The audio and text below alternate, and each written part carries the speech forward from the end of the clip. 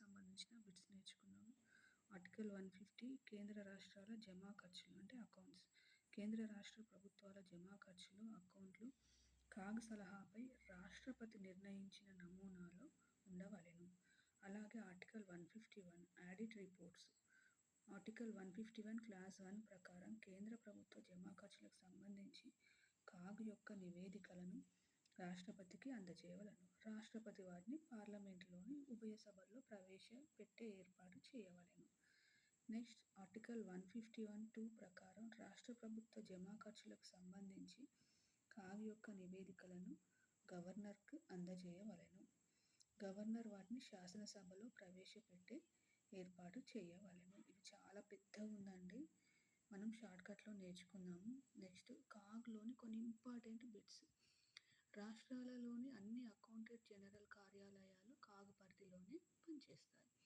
కాగ్లో దాదాపు 6,000 మంది అధికారులతో పాటు మొత్తం 60,000 మంది ఉద్యోగులు పనిచేస్తున్నారు. కాగ్ కింద 5 డిప్యూటీ కాగ్లు ఉంటారు. ఈ డిప్యూటీ కాగ్లకు అనుబంధంగా వివిధ రంగాలకు సంబంధించిన 10 మంది డైరెక్టర్ జనరల్స్ ఉంటారు. ఏ అంశంపైన అయినా కాగ్ ఆడిట్ 3 దశల్లో జరుగుతుంది. 3 సభ్యులున్న బృందం ఈ ఆడిట్లో పాల్గొంటుంది. నెక్స్ట్ కాగ్ సంస్థ నిర్వహణకు సంబంధించిన వ్యయాలన్నింటినీ భారత సంఘటిత నిధి నుంచి చెల్లిస్తారు. నెక్స్ట్ దేశ రాష్ట్ర ఆర్థిక పరిస్థితులను అర్థం చేసుకోవడానికి కాగ్ నివేదిక ఉపయోగపడుతుంది.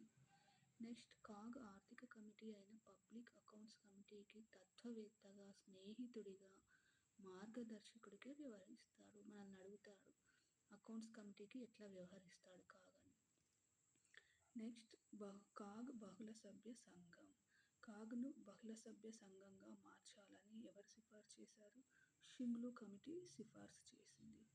అయితే సివిసి మాజీ కమిషనర్ ఎన్ విఠల్ అభిప్రాయం ప్రకారం కాగ్ను బహుళ సభ్య సంస్థగా మారిస్తే ఎన్నికల కమిషన్ లాగా బలహీనపడుతుంది అని చెప్పారు.